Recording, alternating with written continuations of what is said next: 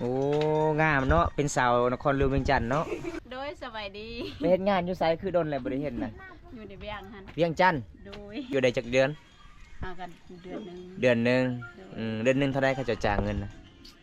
ล้าน2 ล้านกีบโดยช่วงนั้นก็เบิดจากรถเลยจ้างรถแต่เมืองนอกหานครหลวงเวียงจันทน์เท่าใดเนาะ690,000โอ้เกือบ700,000แล้วเนาะเฉพาะไปบ่แม่โอ้ไปกลับว่าค่ารถได้ค่าเฮากินแบบว่าต่างหากโอ้ก็บ่มีหยังเลยแล้วมาหอดเฮือนบ่ได้เงินจะกีบเลยบ่ได้เลยเบิดแต่รถอะไรโอ้หลังจากน้องสาวเพิ่นก็ไปเฮ็ดงานอยู่นครหลวงเวียงจันทน์เงินเดือนก็บ่ค่อยดีทุกคนบ่ค่อยมีเลยสงสารน้องหลายเลยน้องก็เป็นลูกกำพร้าบ่มีพ่ออีกอีแม่ก็เฒ่าหาเงินหาคำเลี้ยงครอบครัวทุกคนพอได้ซื้อผ้าห่มซื้อเกลือซื้อปิ้งนัวถ้าผู้ใดใจดีก็คือหางานให้น้องนี่เด้อพี่น้องงานที่แบบเงินเดือนที่ดีๆเนาะน้องก็เฮ็ดได้ก็คือน้องก็เฮ็ดเวียกได้อยู่ทุกคนขนาดน้องก็เฮ็ดให้เฮ็ดสวนปลูกข้าวทางให้ทางสวนได้ตากแดดได้แต่น้องไปเฮ็ดงานนครหลวงก็คือเขาเจ้าจ้างเงินเดือนบ่ค่อยดีเวียกหนักเนาะก็เลยกลับสู่มาบ้านคือเก่าทุกคน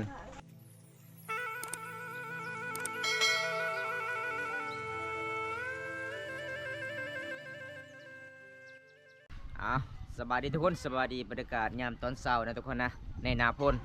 มื้อนี้บอมตากะสีเลาะเขตชนบทบ่ได้ทุกคนเลยมื้อนี้บอมตากะสีเดินทางเลาะหมู่บ้านก่อนพี่น้องในนาพลเด้มื้อนี้ฝนฟ้าอากาศมันกะ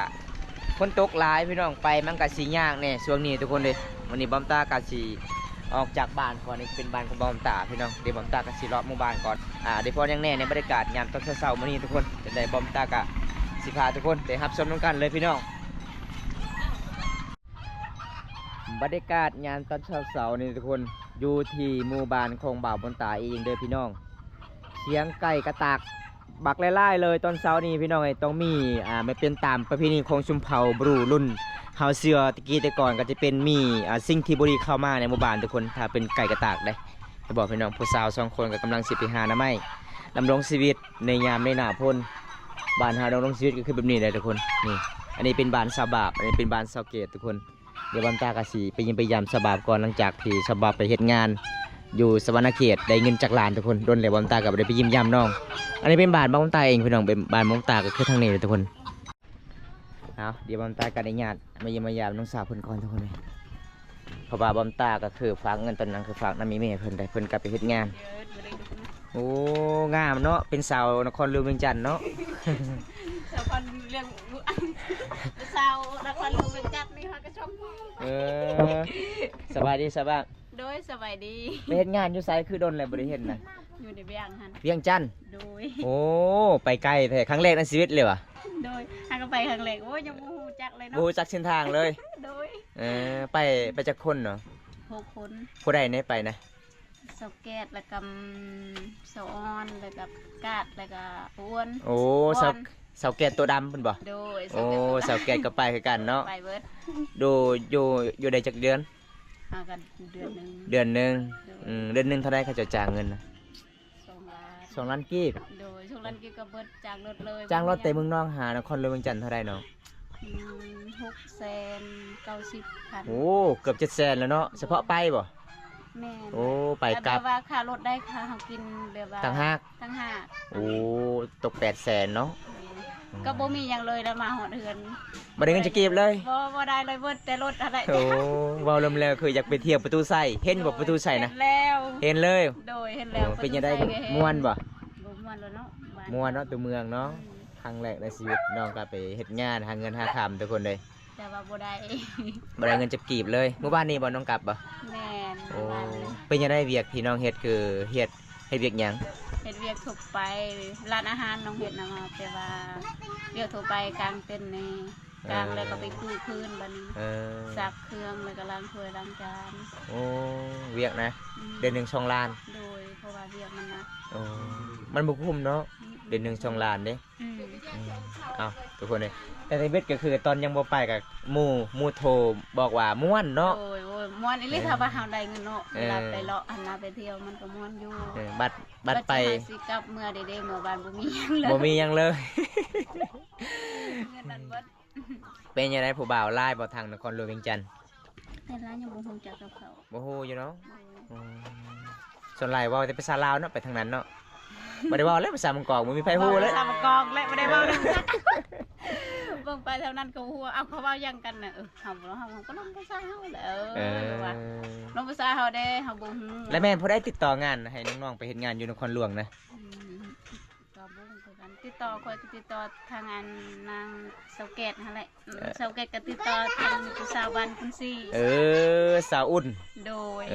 สาวอุ่นบางคนสิติดต่อสาวเกต โดยสาวเกตไปก่อนบัดนี้โดยเราก็มาตำลังบัดนี้สาวเกตติดต่อชื่อเจ้าอีกว่าม่วนไปคือกันไปวันนี้สุดท้ายบ่มีเงิน กลับทุกคนอันนี้คือเลี้ยงลาวน้องกะไปหาเงินหาข้ามเลยทุกคนเพราะว่าอยู่เฮือนอยู่ศาลกะบ่มีหยังเนาะอันนี้คือเขื่อนของน้องทุกคนที่เพิ่นอยากจะดีจากประเทศอเมริกาซอยน้องซื้อช่างอาชีพตอนนั้นมุมเพราะว่าเดือนก่อนๆก็คือน้องกับไปเฮ็ดงานบอมตากะให้เงินนำแม่เพิ่นทุกคนเงินเพิ่นจะดีช่วยเหลือน้องเพราะว่าน้องกะเป็นคนสู้ชีวิตหาเงินหาค่ำกะบ่เป็นเบาลมแล้วก็อยู่เดือนดึงก็คือยืมเงินพอได้จังค่ารถนะยืมเงินนะบ่าวคอยยืมเท่าไรตอนไป1,500,000โดยพอดีเงินคอยเอง500,000 2 ล้านโอ้แสดงว่าลุบทึนเนาะลุบเลยบ่ได้ยังเลยบ่ได้เลยเนาะบ่ได้ยังเลยตอนน้องยังบ่ทันมาเขาบอกว่าเดือนนึงเท่าใดตอนยังประมาณเดือนนึง2,500,000เขาบอกนะบันมาแท้ๆที่แท้เฮ็ดแล้วก็2 ล้าน4เขาให้เงินก็บ่ได้เลยแบบว่าน้องบ่สบายเบิ่งตลอดเงินซื้อยาเบิดบัดนี้บ่มีหยังแสดงว่าเฮากินเองบ่หรือว่าอาหารเขาเลี้ยงอยู่น้ำเขาเลยกินน้ำเขาเลยบ้านพักเขาเช่าให้โดยแม่นเอาทุกคนมื้อนี้ก็คือดีฟอน้องสาวบาปคือเก่าเด้ไปถามข่าวๆเรื่องราวน้องกับไปเฮ็ดงานนครหลวงเวียงจันทน์ค่อยเลยคิดว่าจะเฮ็ดงานอยู่สวรรณเขตเด้กายแล้วเนาะสวรรณเขตเนาะอยู่ในเวียงจันทน์เลยคณะสวรรณเขตยังบ่ทันเห็นจักเทื่อกายไปเลยไปนครหลวงเลยขี่รถได้จักมือจึงฮอดเวียงจันทน์แต่เมืองหนองหาเวียงจันทน์1 มื้อ 1 คืนโอ้บ่เมารถบ่เมาคือกันแล้วเนาะเอามื้อนี้ก็คือมาเยี่ยมมายามน้องสาวเพิ่นคือเก่าเด้หลังจากน้องไปเฮ็ดงานบ่ได้เงินจักกีบมื้อนี้ก็คือกลับหาไอ้เมเฒ่าคือเก่าว่าสิไปนครหลวงเวียงจันทน์สุดท้ายก็หาเงินบ่ได้เด้อทุกคนบ่ได้มีงานทึกๆก็คือบอกน้องนี่เด้อน้องอยากไปเฮ็ดต่อเนาะถ้ามีงานราคาแพงๆเขาจะจ้างเนาะอยากไปเฮ็ดบ่อยากสมมุติว่าให้เจ้าเขาอยากมีผู้ใหญ่ใจดีติดต่อให้ไปเฮ็ดงานอยู่ประเทศไทยจะไปบ่เงินเดือนดีไปเนาะถ้ามีพาสปอร์ตเนาะโอ้มีคนคุไปถ้าไปเฮ็ดงานอยู่ลาวเฮานี่บ่คุ้มนี่น้องเอ้ยโดยแม่นบ่คุ้มหาดอกส่วนลายนี่มันจะเป็นเฒ่าแก่เวียดนามเฒ่าแก่จีนแต่ที่เวียดเฮามาดีบัดมาอยู่โดนๆกับเจ้าก็มาตัวเฮาอีกว่าเงินเดือนสูงๆย้ายไปย้ายมาสุดท้ายบ่ได้เงินจักกีบก็หลายคนได้แล้วบ่ได้เลยอยู่บ้านซิวึกก็อยากไปแล้วอยู่บ้านซิวึกก็หลายคนเนี่ยเขาเจ้าก็จะเป็นสาวแวนชาวตรีเฒ่าแก่เวียดนามขายให้เฒ่าแก่จีนอีกตอนนั้นเกือบอีหลีเขาว่าเงินเดือนสูงสุดท้ายชาวตรีกับชาวแวนอยู่ประมาณ4 เดือนเด้จนกลับบ้านบ่ได้มีเงินจักกีบเลยเขาจะบ่ให้เลยอันนี้ก็คือกันแต่ว่าเขาบ่ให้แต่ค่อยก็เบิกเอาแต่นี่เขาเบิก800,000เขาบ่จ่ายเลยได้เงินแสดงว่าน้องเมื่อวานเมื่อซื้อนี่แสดงว่าเขาเงินเดือนบ่มีเลยบ่มีอันนี้ก็คือน้องเบิกตลอดเลยเบิกตลอดเลยแต่ว่าเขาบ่จ่ายได้เงินเดือนคันทางเงินเดือนก็คือครบก็คือเขายังบ่จ่ายเนาะเขาให้เฮาอยู่ดนๆได้จึงจ่ายเด้แม่นเขาฉลาดเด้เนาะเขาเบิกตลอดเพราะว่าเขาน่าจะทำเบิกเงินว่าสิฝากมาให้ลูกแม่ในเมืองนอกเฮามีจักคนเฮ็ดงานอยู่พุ่นนะในเมืองนอกฮะเด้อมันมีหลายคนแล้วบางทีก็เดี๋ยวนี้เขาก็สิกลับแล้วเขาสิกลับบ่ไหวกันเนาะเต็มเงินเดือนแล้วก็บ่จ่ายโอ้เขาจ่ายบางทีเฮาสมมุติเนาะเฮาเฮ็ดเดือน6เขาก็จ่ายให้เดือน7เอาละเดือน6เขาตัดเขาบ่ได้ตัดเขาก็จ่ายเขาจ่ายครึ่งนึงจ่ายครึ่งนึงเขาเอาไว้อยู่นำเขาเฮาก็บ่ไหวเฮ็ดบ่ไหวเนาะได้นำบ่ไหวเนาะหลังจากที่เฮาออกจากอ่างครึ่งนึงเด้เขาจะได้เงินเฮาคืนเด้โอ้คิดว่าเต็มเดือนนึงก็จ่ายแล้วเนาะวันที่1วันที่2จ่ายบ่จ่ายเลยบ่เพราะว่าน้องเฮ็ดเพราะว่าเฮานะเฮาว่าเดี๋ยวทะเบียนเฮาเฮ็ดเนาะ ปกติเขาว่าอันเศร้าเก่ามือหั่นนะ จ่าย จ่ายบัดสุดท้ายฮอดเดือนอันนั้นวันที่30เขาก็บ่จ่าย โอ้ เขาบอกว่า ทีหนึ่งทีสองก็บ่จ่าย บ่จ่ายเขาว่าวันที่7วันที่6อีกเด้อ เออ แม่จังจ่ายพวกลูกเอาแล้วเขาว่าบ่ได้แล้วมันมีว่าสิเฮ็ดจังไดเนาะเฮาคิดในใจต้องเบิกเงินและบัดนี้ เออ บ่ไหวแล้วเดี๋ยวเพราะว่ามันหนัก เปลี่ยนอีกเนาะ คันก็บ่ได้หนักก็ค่อยอดแบบนั้นแหละถ้าตลอดถ้าเดือนใดก็บ่ได้ดอกเงินนั้นนะ เออ เบิกเทื่อละเล็กเทื่อละน้อยอันนั้นจนได้เมื่อบาทเอง เป็นยังได้อาหารการกินกับอิ่มอยู่บ่ อิ่มอยู่เนาะเจ้าเลี้ยงเนาะ เขาเลี้ยงอิ่ม แต่เงินเดือนนี่เขาเจ้า เงินเดือนหั่นแหละ โอ้ยอมกับเงินเดือนเนาะ โดย เงินเดือนกับบอดี้ทุกคนเลยเขาเจ้าเวลาเต็มเดือนกับบริจ่ายเลยเลื่อนตลอดเลย เรียนตลอดวันที่ อืม วันที่นั้นวันที่นั้นวันที่นี้ที่นั่น โอ้ ว่า แสดงว่าเสาเกตเพื่อนน้ำมือเพื่อนจักล้านเสาเกตนะ แล้วหันบ่ เลย ก็บ่ฮู้ถือกัน เขาบอกว่าเสาเกตนั้นได้แต่โทรศัพท์มือนึง โทรศัพท์แบบว่าเราแปลงโทรศัพท์เราหรือว่า โอ้ โทรศัพท์เก่าหันใด โทรศัพท์เก่าบ่ โดย โอ้ ก็บ่ได้บาดใจไฟใจมันแบบไปหาเงินอยากได้โทรศัพท์วันสุดท้ายบ่ได้เลย บ่ได้เลยเนาะ อยากได้โทรศัพท์ใหม่หั่นน่ะแต่ว่าบ่ได้ โดย เลยก็ไปแปลงได้เงินแล้วก็ไปแปลงโทรศัพท์ตัวเก่าหั่นแหละ อืม บ่ได้เลย โดยความหวังนอกก็คือแสดงว่าไปไกลที่สุดหอดปานนั้นก็อยากได้เงินละลายเนาะมือเฮือนมือสานเนาะ โอ้ยเมื่อคิด พอ เมื่อเฮือนเมื่อซัน พอได้เลี้ยงอีเมทเท่าเนาะ แม่พอได้ซื้อผ้าห่มซื้อซานซื้อหยังหั่น เอ น่ะ อแต่สิฮอดหน้าหนาวเด้ นัวพอสุดท้ายบ่มีหยังเลยวันนี้ ใครที่น้องมาบ้านเฮาฮอดคือเก่าเด้ อืม ปกติก็คือมาบ่ได้เด้น้องบ่มีเงินบ่มีคำเด้ เอาก่อนนี่ก็เกือบเลยเนาะเกือบสิบ่ฮอดบ้าน บ่ฮอดบ่ อืม เป็นหยัง อันนั้นเด้เฮาบ่แบบว่ายันว่าเงินบ่ครบเงินหั่นเด้ โอ้แบบเงินบ่พอ โดย เออ เฮาบ่พอยันว่าบ่ฮอดแล้วก็แต่บุญเฮาเนาะแต่มันฮอดบ้านเฮาเอง โอ้ดีใจนำหลายๆเด้อทุกคนเลยเกือบน้องก็สิจ้างค่ารถกับบ่ฮอดกลับบ้านน้องก็เฮ็ดจึงได้ทุกคนเลยตอนนั้นก็คือเขาเจะว่าเงินเดือนก็ดีเนาะฮอดวันที่29จ่ายที่29จ่ายไผๆก็อยากไปแล้วเนาะ ไปแล้วไป อ่า ขายบ่ได้ อยู่บ่เต็มเดือนอยู่29มื้อก็ได้เงินเดือนเลยเด้ พี่น้องเอ้ยพอดีสาวเกตบัดนี้สาวเกตกลับบ่ไปแล้วบัดนี้ลาบแล้ว ลาบเลยเนาะ ลบเลยนะไปก็บ่มีหยังเด้ แม่ไม่ได้เบิ่ง ค่าใช้จ่ายรถก็บ่มีเลย มีแต่ไปเบิ่งนครหลวงเวียงจันทน์ซื่อๆว่าลุงแล้วนะ แม่แหล อยากไปเบิ่งประตูไซเคยไปเที่ยวกลางคืนอยู่ประตูไซกัน ก็ไปเทื่อเดียว เออ แต่ว่าหัวหน้าเฮาพาไปฮะ หลายคนอยู่บ่กลางคืนน่ะ โอ้ลายอยู่แล้ว ม่วนเนาะ อืม อืมเอาบ่าวคณะบอมตากะเคยไปสวรรณเขตแต่ประตูไซนครหลวงบ่เคยไปจักเทื่อทุกคน แต่น้องๆแล้วแม่นผู้ใดฮู้หนังสือน้องๆไปหลายๆคนนะ บ่มีไผฮู้เลย บ่มีไผฮู้เลยบ่ โดยตั้งแต่ไป ซิวได้สิจ้างค่ารถลงนั่นลงนี่เอ้า ก็ถามเขา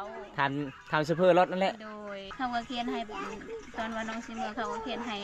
ปีรถ ปีแล้วก็ปลายรถแน่ เออ แล้วก็กลับไปกลับมาไปถามอยู่ช่องเทือไปถามว่าไอ้าย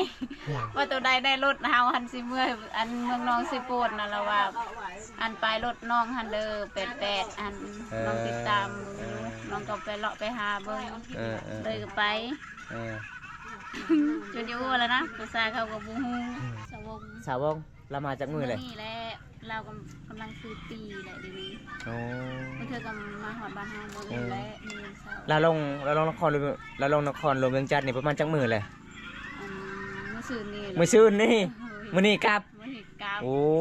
เป็นยังไงคือกลับไวแท้ เพราะว่าบ่ไหว บ่ไหวบ่ โอ้เวียกหนักเนาะ อืม แล้วแม่นพอได้ติดต่องานให้เรานะคือเราไป เพราะว่าข่อยก็บ่ฮู้คือกัน อืมว่าลงแล้วก็อยาก บ่ ไป ได้ไปนำกันหั่นนะ ว่าลงแล้วก็คือเบิ่งนครหลวงเวียงจันทน์ซื่อๆกลับ กลับ โอ้เห็นงานบ่ไหวเด้อ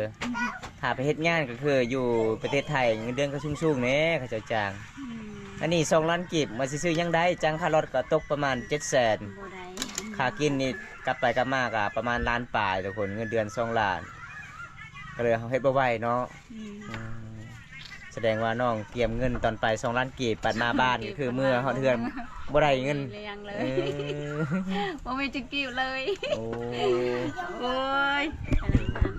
แสดงว่าเฮาคิดผิดเลยเนาะเฮ าเชื่อใจหมู่หลายเด้ เอา แสดงว่าเขาน่าจะได้คนหลายๆได้เห็นงานหลายๆมาอยู่นำ เราก็เจอกันพออัน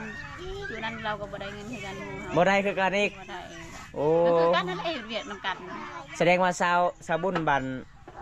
สะอุ่นบัน อยู่นั้นแห่งกระเตกเขาได้อันล้านแปด แม่นบ่ แม่นแหละ ข่อยพูดแล้ว ล้านแปดเขานะ แสดงว่าของคนที่อยากไปหาผู้บ่าวก็ไปหาอยู่พุ่นเลยได้เนาะผู้บ่าวเนาะ ทุกคนได้มื้อนี้ก็คือบอมตากะมาเยี่ยมมายามน้องสาวเพิ่นได้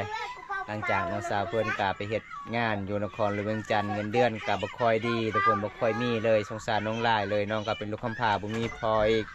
อีแม่ก็เฒ่าหาเงินหาคำเลี้ยงครอบครัวทุกคนพอได้ซื้อผ้าห่มซื้อเกลือซื้อปิ้งนัวถ้าพอได้ใจดีก็คือหางานให้น้อง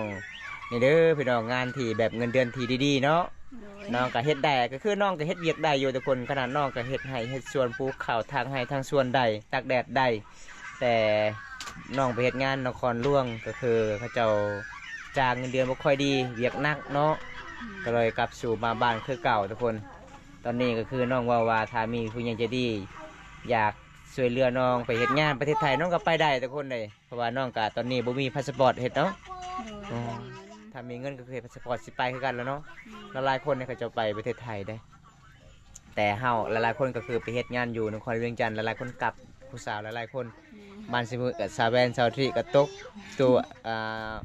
เท่าแก่เวียดนามตัวยั่วอีกสิขายเฮาเท่าแก่จีนโอ้ยเกือบอะไรตัวนั้นนะแต่น้องฮู้ทันทางพลเมืองดีเขาเจ้าบอกว่าโอ้น้องๆ3-4 คนนี่เขาเจ้าขายให้เท่าแก่จีนอะไรบ่ต้องไปลูกเด้อก็เลยเขาเจ้ากันนี่กลางคืนเลย มีพลเมืองพานี่แล้วกับพลเมืองกับที่จ้างคารถกลับบ้านอีกโอ้แต่ใครน้อง3-4 คนมีพลเมืองดีทุกคนเลยอันตรายเนาะฮาบูเนาะอันนี้น้องนั่งซื้อกับบูฮูอีกขนาดสิขี่รถก็ยังถามเขาตลอด โอ้ยส่งเธอมาทำเขาพอเวลามันกระใจดีขึ้นว่า โอ้ กูจะหายเขาก็หายเนาะ แม่ หลายเถื่อ ไล่เถื่อไล่ทีถามเด้ กลับไปกลับมาท่ามอีกเหมือนกูจืออันนี้ไอ้บอกเขาแน่นเอาได้เจ้าแกเราไปอีกนะไปทำนะ สาวแก่กับบูฮูไอ้นี่รอเลย โอ้ยันว่ารถหันเมื่อปะเฮาชุมเฮาหันนะแต่เราบอก แต่ทวิตเราก็บอกแล้วว่าน้องเอ้ยอันรถเซเดนสิกลับจงหน่อยหันประมาณ7 โมงเด้อรถหันออก อ๋อ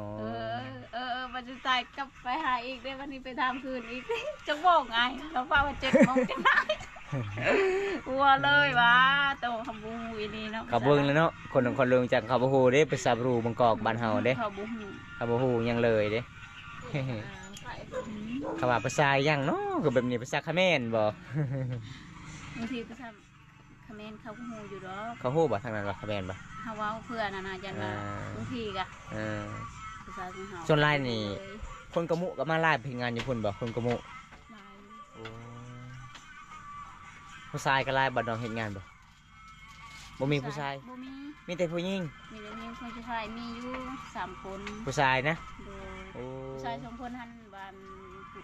นคุณซีอันเด